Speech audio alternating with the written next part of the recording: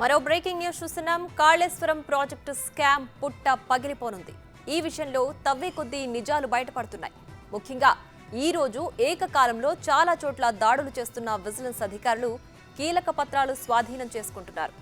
Project approvals, కేంద్ర శాఖల clearance documents స్వాధీనం చేసుకుంటున్నారు. కన్నెపల్లి పంప్ హౌస్, బాహుబలి మోటార్ల డీటెయిల్స్ కోసం కార్యాలయంలోనూ తనిఖీలు కొనసాగుతున్నాయి. డిజైన్ కు విరుద్ధంగా బాహుబలి మోటార్ల ప్లాంటేషన్ జరిగినట్లు విజిలెన్స్ అధికారులు గుర్తించారు. దీనికి సంబంధించి పూర్తి ఆధారాలు సేకరిస్తున్నారు. మొత్తంగా సోదాలు పూర్తయిన తర్వాత కాళేశ్వరం స్కామ్ పై ప్రభుత్వానికి సమగ్ర నివేదిక అందించనున్నారు.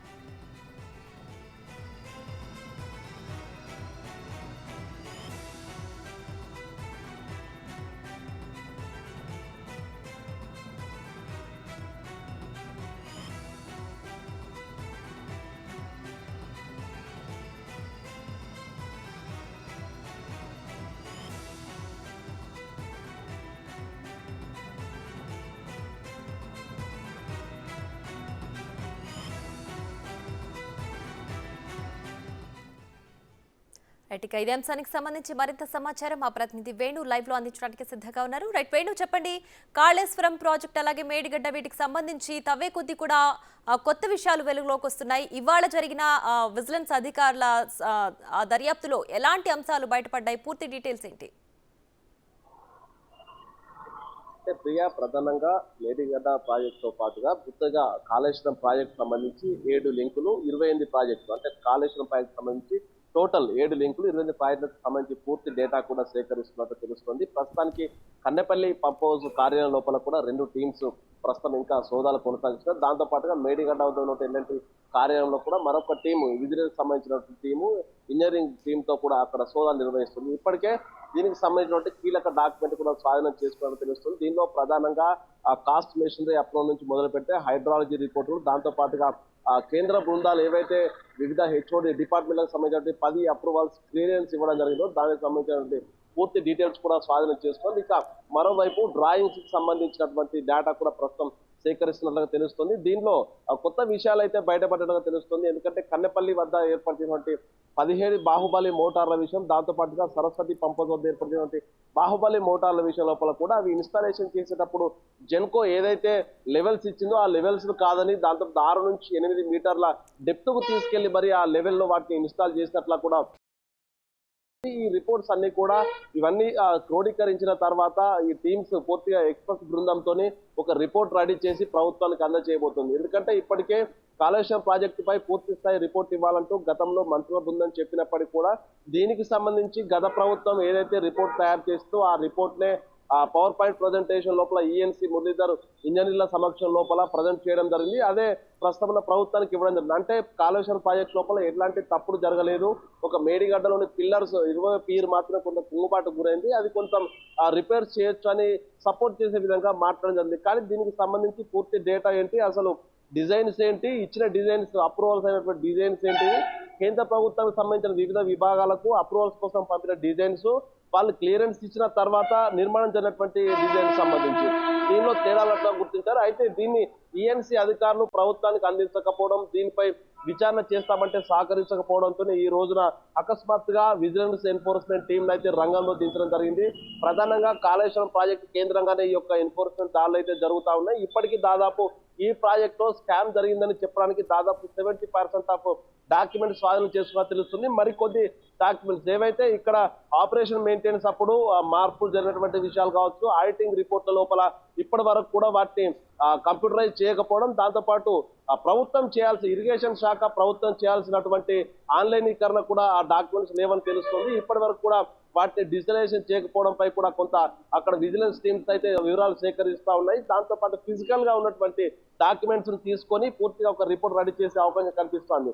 6 గంటల వరకు కూడా వీళ్ళ సోదాలు అయితే కొనసాగే అవకాశం కనిపిస్తుంది. ప్రధానంగా మనకు మేడిగడ్డ సంబంధించి కార్యాలయం పాటు కన్నెపల్లి కార్యాలయం వద్ద కూడా ఉన్నటువంటి 2 టీమ్స్ కూడా మరొక 40 నిమిషాల లోపల బయటకు వస్తాయి. అయితే వారు ఏమేమి డాక్యుమెంట్లు స్వాధీనం చేసుకున్నారు, ఏ రిపోర్ట్స్ వారి చేతిలో ఉన్నాయనే దానిపై కూడా క్లారిటీ ఇస్తారా లేదా అనేది కూడా కొంత ఉత్కంఠ కొనసాగుతుంది. ఎందుకంటే ఈ రిపోర్టును విజిలెన్స్ టీం అనేది వాచ్ డాగ్ గా ఉండాల్సి ఉంటుంది. ప్రభుత్వ అధికారులు కావచ్చు, ప్రభుత్వం సంబంధించిన బడ్జెట్ డబ్బులు ఖర్చు విషయంలో ఒక వాచ్ డాగ్ గా విజిలెన్స్ టీం ఉండాల్సి ఉంటుంది. 10 ఏళ్ల లోపల కూడా ఈ విజిలెన్స్ టీం ఇప్పటి వరకు ఏ వ్యవహారం కావచ్చు, ఏ ప్రాజెక్టు పై కూడా ఎటువంటి విజిలెన్స్ చేయలేదు. ప్రస్తుతం మాత్రం ఇప్పుడు ఉన్నటువంటి స్టేట్ వైడ్ గా ఉన్నటువంటి ఈ కాళేశ్వరం ప్రాజెక్టు, ఇరిగేషన్ సంబంధించిన శాఖల కార్యాలయాల వద్ద పూర్తిగా ఈ రోజున సోదాలు నిర్వహించడం, కీలక డాక్యుమెంట్లు సీజ్ చేయడం అయితే ఈ 10 ఏళ్లలో జరిగినటువంటి అవకతవకలు కూడా పూర్తిగా ఒక డీటెయిల్ ప్లాన్ ప్రకారం కూడా ఒక స్కెచెస్ ఇచ్చి ఒక డాక్యుమెంట్ రూపంలో ప్రభుత్వానికి ఇచ్చే అవకాశం కల్పిస్తుంది. చూడాలి ఇప్పుడు కొంతసేపటితో మరి ఈ అధికారులు అయితే బయటకు వచ్చిన తర్వాత హైదరాబాద్ కేంద్రంగా మీడియా సమావేశం నిర్వహిస్తారు. రైట్. అయితే మొత్తంగా ఇప్పుడు జరుగుతున్న సోదాలు ఇంకా ఎప్పటి వరకు జరిగే అవకాశం ఉంది? కంప్లీట్ నివేదిక ప్రభుత్వానికి ఎప్పటిలోపు అందించే అవకాశం ఉందంటారు?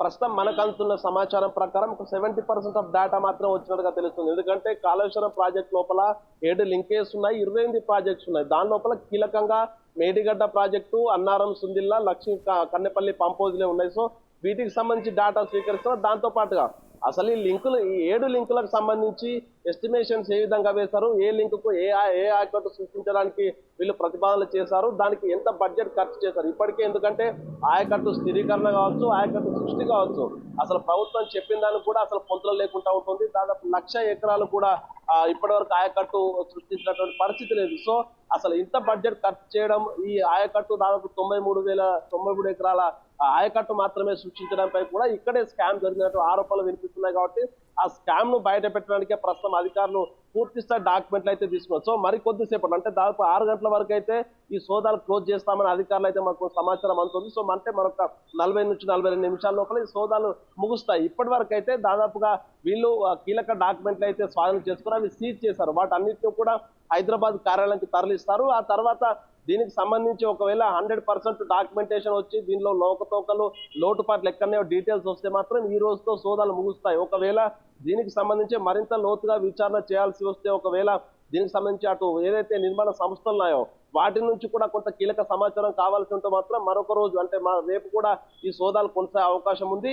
ఈ నిర్మాణ సంస్థలతో పాటు ప్రస్తుతం ప్రభుత్వం దగ్గరటువంటి రిపోర్ట్స్ రెండింటిని కూడా తీసుకున్న తర్వాత రెండింటిపై అసలు ఎక్కడ తేడా లేదు దానిపై ఒక అంచనాకు వచ్చిన తర్వాత అధికారులు అప్పుడున్నటువంటి ప్రభుత్వంలోని మంత్రిగా వేస్తున్నటువంటి వ్యక్తులపై కూడా ఒక రిపోర్ట్ రెడీ చేసే అవకాశం కనిపిస్తుంది. సో చూడాలి మరి కొద్దిసేపట్లో దీనిపై విజిలెన్స్ టీం అయితే బయటికి చెప్తుందా, అసలు ఏ డాక్యుమెంట్ తీసుకున్నాము, ఏం చేయబోతున్నాము, లేకపోతే ఈ యొక్క రహస్యంగానే ఉంచి ప్రభుత్వాన్ని నివేదిక ఇచ్చే వరకు కూడా రహస్యంగా ఉంచుతుందా అనేది చూడాలి. ఎందుకంటే ప్రభుత్వము దీనిపై ఏమైనా సీరియస్ గా ఉంది. తెలంగాణ ప్రజలు కూడా కాళేశ్వరం స్కామ్ ను బయట పెట్టాలంటూ తీవ్ర ఒత్తిడి తెస్తున్న పరిస్థితి కనిపిస్తుంది. ఈ నేపథ్యం లోపల ఇది కాన్ఫిడెన్స్ గా ఉండాలి కాబట్టి ప్రభుత్వానికి రిపోర్ట్ ఇచ్చే వరకు కూడా ఇది ఒక సైలెంట్ గా ఉండే పరిస్థితి కనిపిస్తుంది. ఎందుకంటే కొద్దిసేపటి క్రితం మంత్రి ఉత్తమ్ కూడా దీనిపై విజిలెన్స్ విచారణ ఆదేశించామని చెప్పడం జరిగింది. కానీ వారు ఇచ్చేటువంటి రిపోర్ట్ వచ్చిన తర్వాత ప్రజల ముందుకు అసలు ఏం జరిగిందనేది పూర్తి అథెంటిక్ డాక్యుమెంట్ ను బయటకు పెట్టిన తర్వాతనే ప్రజలకు చెప్పే అవకాశం కనిపిస్తుంది. సో ఓవరాల్ గా ఈ సోదాలు అంటే ప్రతిష్టాత్మకంగా మొదలుపెట్టిన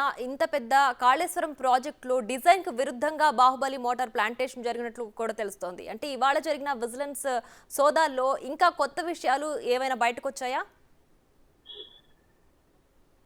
ఎగ్జాక్ట్లీ. కన్నెపల్లితో పాటుగా కూడా దాదాపు మనకు 3 చోట్ల దీనికి సంబంధించినటువంటి బాహుబలి మోటార్లను ఇంప్లాంట్ చేయడం జరిగింది. అందులో ప్రధానంగా సరస్వతి పంప్ హౌస్ దగ్గర, అన్నారం పంప్ హౌస్ దగ్గర సరస్వతి మోటార్స్ అక్కడ దాదాపుగా జెన్కో ఏదైతే అప్రూవల్స్ ఇచ్చిన లెవెల్స్ ఎంత అవుతుందో దాదాపు 132 మీటర్ల వద్ద ఇంప్లాంట్ చేయాలంటూ కూడా జెన్కో రిపోర్ట్ ఇచ్చింది. అక్కడే వాటిని ఇంప్లాంట్ చేయాలని చెప్పింది. కానీ అక్కడ చీఫ్ ఇంజనీరు అధికారులు అంటే వీరు ప్రభుత్వ ఒత్తిడితోనే అక్కడ 124 మీటర్ల వద్ద అంటే దాదాపు 8 మీటర్ల డెప్త్ కు మరి లోపలికి వెళ్లి మరి ఆ మోటార్లను ఇంప్లాంట్ చేసినట్లు కూడా గుర్తించడం జరిగింది. దాంతో పాటు లక్ష్మీ పంప్ హౌస్, కన్నెపల్లి వద్ద ఉన్న లక్ష్మీ పంప్ హౌస్ గతంలో ఆ 17 బాహుబలి మోటార్లు మునిగిన ప్రాంతం లోపల 111 మీటర్ల వద్ద ఈ యొక్క బాహుబలి మోటార్లను ఇంప్లాంట్ చేయాలి, బే లెవెల్ ఉంచాలని చెప్తే అక్కడ 106.70 మీటర్లు అంటే 4.30 మీటర్ల లోవర్ అంటే జెన్కో చెప్పిన దానికంటే అప్రూవల్ ఇచ్చిన దానికంటే కూడా 4.30 మీటర్ల అండర్ గ్రౌండ్ గ్లోత్కు వెళ్ళడం జరిగింది. మరోవైపు పార్వతి పంప్ హౌస్ వద్ద అంటే సుందిల్ల బ్యారేజ్ వద్ద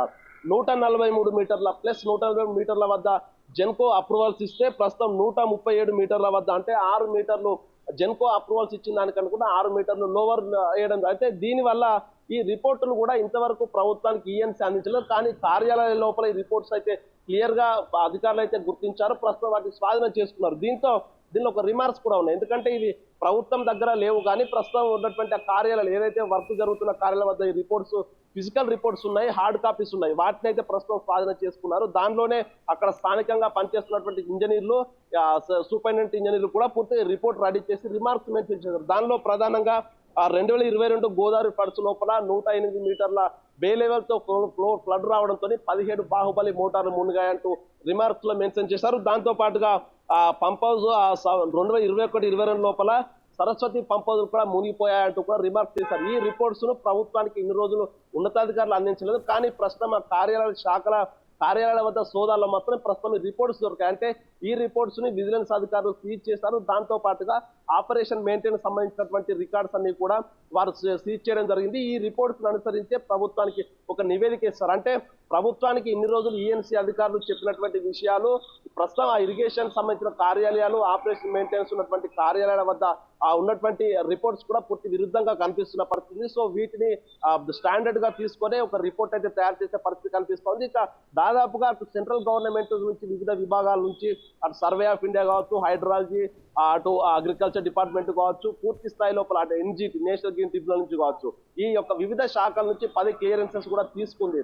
సో ఈ రిపోర్ట్స్ ను కూడా ప్రస్తుతం అయితే సీజ్ చేశారు. అయితే ఇవన్నీ క్రోడీకరించిన తర్వాత ఒక ఎక్స్పర్ట్స్ టీమ్ తోని రిపోర్ట్ తయారు చేశారు. అయితే ఇందులోపల మరికొన్ని రిపోర్ట్స్ కావాలంటూ కూడా అక్కడ విజిలెన్స్ సోదాలు కొనసాగుతున్నాయి. ఈ ఫిజికల్ డాక్యుమెంట్స్ తో కాకుండా ప్రాజెక్ట్ మొదలు పెట్టినప్పటి నుంచి సాఫ్ట్ కాపీస్, అగ్రిమెంట్లకు సంబంధించిన సాఫ్ట్ కాపీస్, డిజైన్స్, మరికొన్ని ఎన్జిటి సంబంధించినటువంటి మధ్యలో ఒకసారి ఇది కేసు కూడా పోవడం, ఎన్జిటి గ్రీన్ ట్రిబ్యునల్ లో కూడా కేసు జరిగింది. ఆ తర్వాత అక్కడ కొన్ని లెవెల్స్ కూడా తగ్గించారనేటువంటి ఆరోపణలు. సో ఇవన్నీ పూర్తి స్థాయి details, A to Z details కూడా తీసుకునేటువంటి ప్రయత్నంలో విజిలెన్స్ అధికారులు ఉన్నారు. మొత్తానికి ఇన్ని రోజులు ప్రభుత్వానికి అధికారులు చెప్పినటువంటి డేటాతో పాటుగా మరికొంత ఎక్స్ట్రా డేటా ప్రస్తుతం కార్యాలయంలో అయితే దొరికినట్టుగా తెలుస్తుంది. సో దీన్ని ప్రభుత్వానికి మాత్రమే అప్పగించిన తర్వాతనే ప్రభుత్వం అధికారికంగా దీనిపై శ్వేతపత్రం రిలీజ్ చేసి మరోవైపు దీనిపై విచారణ కాల్చిస్తున్నారు, జ్యుడిషియల్ ఎంక్వైరీకి పంపిస్తున్నారు. కొంత దీనిపై మాత్రం క్లారిటీ ప్రభుత్వం బయట పెడితే తప్ప తెలిసే అవకాశం అయితే లేదు. రైట్, ఇప్పటి వరకు జరిగిన సోదాల్లో ఇప్పటికే ప్రాజెక్టుకి సంబంధించిన అప్రూవల్స్ కావచ్చు, లేదంటే కేంద్ర శాఖల క్లియరెన్స్ డాక్యుమెంట్స్ కావచ్చు, ఇవన్నీ కూడా విజిలెన్స్ అధికారులు స్వాధీనం చేసుకున్నట్లు తెలుస్తుంది. ఇంకా ఏ డాక్యుమెంట్స్ సీజ్ చేసే అవకాశం ఉందంటారు?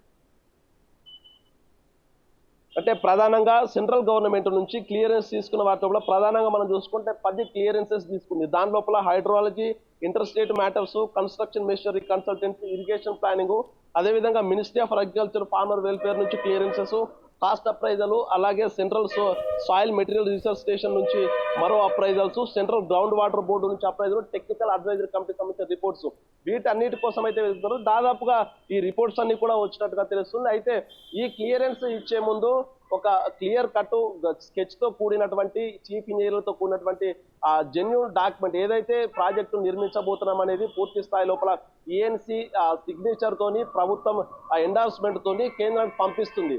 ఆ డాక్యుమెంట్ పైన ప్రస్తుతం అందరూ దృష్టి అయితే కేంద్రీకరించింది. ఎందుకంటే ఈ క్లియరెన్సెస్ ఇవ్వడానికి కేంద్రం కూడా ఇన్స్పెక్షన్ చేస్తుంది. సో ఆ ఇన్స్పెక్షన్ చేసిన తర్వాతనే ఈ క్లియరెన్సెస్ ఇస్తుంది. అయితే ప్రధానంగా ఈ క్లియరెన్స్ పొందడానికి కేంద్ర ప్రభుత్వానికి పంపించినటువంటి డిజైన్స్, ఆ తర్వాత నిర్మించిన డిజైన్స్ తేడాలు ఉన్నాయని ఇక్కడ ప్రధానంగా నేషనల్ డ్యామ్ సేఫ్టీ బృందం కూడా చెప్పింది. సో ఈ నేపథ్యంలోనే ఆ క్లియర్ డయాగ్రామ్స్ కోసం అయితేనే అధికారులు అయితే చూస్తున్నట్టుగా తెలుస్తుంది. ఒకవేళ అది లభిస్తే మాత్రం ఈ క్లియరెన్సెస్ ఏవైతే కేంద్ర ప్రభుత్వ శాఖల నుంచి క్లియరెన్సెస్ తీసుకుందో ఇవన్నీ కూడా అంటే చీటింగ్ చేసే ప్రభుత్వం కేంద్ర ప్రభుత్వం నుంచి తీసుకొచ్చినటువంటి ఒక ఆ విషయాన్ని కూడా వెల్లడించేందుకు ఒక సాక్ష్యంగా పనికొస్తుంది. కాబట్టి సో క్లియరెన్సెస్ దొరికాయి. కానీ క్లియరెన్స్ కోసం ప్రభుత్వం కేంద్ర అంటే రాష్ట్ర ప్రభుత్వం అప్పుడున్నటువంటి ఈఎన్సీలో రాష్ట్రానికి చెందినటువంటి ఇంజనీర్లు కేంద్ర ప్రభుత్వానికి ఏ డేటా పంపారనేది ప్రస్తుతం ఒక కీలకంగా మారింది. సో దానికోసమే ప్రస్తుతం సాఫ్ట్ కాపీల కోసం అయితే విజిలెన్స్ అధికారులు అయితే చూస్తున్నారు. ఒకవేళ అది కనుక లభిస్తే పూర్తి స్థాయి లోపల ఈ లీగల్ ఆప్షన్స్ అయితే ప్రభుత్వం ముందు ఉంటాయి. దీనిపై క్రిమినల్ చర్యలు కూడా ప్రభుత్వం వెళ్లే అవకాశం కనిపిస్తోంది. సో అదే విధంగా ఇది మాత్రం డిజైన్స్ చేంజ్ అయిన విషయం మాత్రం డాక్యుమెంట్ రూపకంగా దొరికితే మాత్రం కేంద్ర ప్రభుత్వం కూడా క్రిమినల్ చర్యలు ముందుండే అవకాశం కనిపిస్తుంది. సో ఓవరాల్ గా ఈ యొక్క అప్రైజల్స్ తో పాటు కాస్ట్ మెషినరీ ఎస్టిమేషన్స్ తో పాటు చీఫ్ ఇంజనీర్ అధికారులు ఇచ్చినటువంటి ఎస్టిమేషన్స్, డిజైన్ సంబంధించిన ఎస్టిమేషన్స్ ప్రస్తుతం ఈ డీటెయిల్స్ అయితే వచ్చాయి. కేంద్ర ప్రభుత్వానికి అప్రూవల్స్ పొందినటువంటి ఒక డీటెయిల్స్ కోసం అయితే ప్రస్తుతం విజిలెన్స్ అధికారులు అక్కడ అధికారులు అయితే క్వశ్చన్ చేసిన పరిస్థితి కనిపిస్తుంది. సో చూడాలి ఓవరాల్ గా 6 గంటల వరకు ఈ యొక్క విజిలెన్స్ సంబంధించిన అధికారులు ఎక్స్పర్ట్ బృందాలు సోదాల నేపథ్యం లోపల అవి దొరికితే మాత్రం ఈ రోజుతో సోదాలు క్లోజ్ చేసే అవకాశం ఉంది. ఒకవేళ లేకపోతే మాత్రం రేపు కూడా ఈ సోదాలు కొనసాగుతాయి. మొత్తంగా మరి కొద్దిసేపట్లో దీనికి సంబంధించి ఒక క్లియర్ కట్ ఎస్టిమేషన్ అయితే వచ్చే అవకాశం ఉంది ప్రియా. రైట్. అలాగే ఇప్పటికే అనేక సందర్భాల్లో మాజీ మంత్రి కేటీఆర్ అనేక సందర్భాల్లో చెప్పారు, ఏదైతే కాళేశ్వరం ప్రాజెక్టులో ఒక మేడిగడ్డ కుంగుబాటుని మీరు మైనస్గా చూపిస్తున్నారు, మిగిలినంత సక్సెస్ఫుల్గా మేము ఫినిష్ చేశామని చెప్పి కూడా చెప్పారు. అయితే ఇప్పుడు ఇవాళ జరిగిన సోదాల్లో చాలా కొత్త విషయాలు బయటకు వస్తున్నాయి. ఏకంగా డిజైన్కి విరుద్ధంగా బాహుబలి మోటార్ ప్లాంటేషన్ జరిగిందని కూడా చెప్తున్నారు. సో మరో గంటలో తేలిపోనుంది ఇంకా ఏ విషయాలు బయటకు వస్తాయో అని చెప్పి. మరి మొత్తానికి ఇప్పుడు ప్రజలకు ఏ విధమైన సమాధానం ఇవ్వబోతున్నారు అపోజిషన్ పార్టీ వాళ్ళు? అంటే మొదటి నుంచి కూడా కాళేశ్వరం ప్రాజెక్టు వ్యవహారంలో భారీ స్కామ్ జరిగిందని తెలంగాణ ప్రజలందరూ చెప్తుండే, ప్రతిపక్షంగా ఉన్నటువంటి పార్టీలు కూడా ఆరోపిస్తూనే ఉన్నాయి. కానీ దీన్ని అథెంటిక్ డాక్యుమెంట్స్ కావచ్చు, దీనికి సంబంధించి అధికారుల నుంచి రిపోర్ట్ మాత్రం వచ్చిన పరిస్థితి లేదు కాబట్టి ఇంకా ఇది ఒక ఆరోపణల వరకే ఉంది. కానీ ప్రస్తుతం వచ్చినటువంటి రేవంత్ రెడ్డి ప్రభుత్వం దీని లోపల భారీ స్కామ్ జరిగిందని గుర్తించింది. దాంతో పాటుగా ఈఎన్సీ అధికారుల వ్యవహార తీరు కావచ్చు, ఇంజనీర్ల వ్యవహార తీరు కూడా పూర్తిగా ఇక్కడ పలు అనుమానాలు తెచ్చే విధంగా పరిస్థితి ఉంది. సో మరోవైపు ఆ బ్యారేజ్ లోపల ఇది మేడిగడ్డ బ్యారేజ్ పొంగిన తర్వాత కూడా అటు ఎల్ఎన్టీ వ్యవహరించిన తీరు, మొదట్లో మేమే దీన్ని రీడిజైన్ చేస్తాము, మరొకరు మరమ్మతులు చేస్తామని చెప్పడం, ఆ తర్వాత మాకు సంబంధం లేదంటూ తప్పించుకునే ప్రయత్నం చేయడం, ఇవన్నీ కూడా ఇటు మాజీ మంత్రులు గత ప్రభుత్వం ఉన్నటువంటి కీలక నేతలే వారితో కొంత తప్పించుకునే ప్రయత్నంలో చేసినట్టుగా తెలుస్తుంది. అయితే ఎప్పుడైతే రేవంత్ రెడ్డి మంత్రి ఉత్తమ్ తో పాటు సమీక్ష నిర్వహించారో అప్పుడే వీరికి ఆదేశాలు జారీ చేయడం సీరియస్ కావడంతో అటు నిర్మాణ సంస్థలు కూడా అసలు వారి దగ్గర పూర్తి డాక్యుమెంట్స్ ప్రభుత్వానికి అందించారు. కానీ ఈ గత ప్రభుత్వంతో పాటు గత ప్రభుత్వంలో పనిచేసినటువంటి అధికారులకు సంబంధించి వారు ఏం చేశారు, ఎక్కడ వీటిని మార్చడం జరిగింది, రీడిజైన్ చేయడము, ఎక్కడెక్కడ మ్యానిపులేషన్ జరిగిందనే దానిపై కూడా క్లారిటీ రావడానికి ప్రస్తుతం ఈ విజిలెన్స్ సోదాలు ఎంక్వైరీ జరుగుతుంది. సో దీనిపై ఒక క్లారిటీ అయితే వచ్చే అవకాశం, ఎందుకంటే నిర్మాణ సంస్థలో తప్పు లేదనే తేల్చే ప్రయత్నం, దాంతో పాటుగా అసలు గత ప్రభుత్వం ఉన్నటువంటి అధికారులు గత ప్రభుత్వం నేతలే చేసినటువంటి తప్పుగానే ప్రస్తుతం అయితే విజిలెన్స్ అధికార సోదాలో బయటపడుతున్న ఈ డాక్యుమెంట్స్ వల్ల తెలుస్తుంది. సో దీనికి మొత్తంగా ఆ బీఆర్ఎస్ ఏ విధంగా స్పందిస్తుందనేది పక్కన పెడితే దీనిపై క్రిమినల్ సివిల్ చర్యలకు మాత్రం ప్రభుత్వం వెళ్లే అవకాశం కనిపిస్తుంది. ఎందుకంటే దాదాపు 1,00,000 కోట్ల ఖర్చు ఉంది. సో వచ్చే రోజుల లోపల దీనికి సంబంధించి భారీగా 13,000 కోట్లు ప్రతి సంవత్సరం చెల్లించాల్సి ఉంటుంది. సో ఇదంతా కూడా ఈ లయబిలిటీని గత ప్రభుత్వంలో నేతలు భరిస్తారా, అధికారులు భరిస్తారా, దీనిపై ఒక క్లారిటీ వచ్చే అవకాశం ఉంది. సో దీనిపై ప్రభుత్వం అంటే గత ప్రభుత్వం బీఆర్ఎస్ నేతలు మాత్రం సైలెంట్ గానే ఉండే పరిస్థితి కనిపిస్తా ఉంది. Right Venu, thanks for the updates.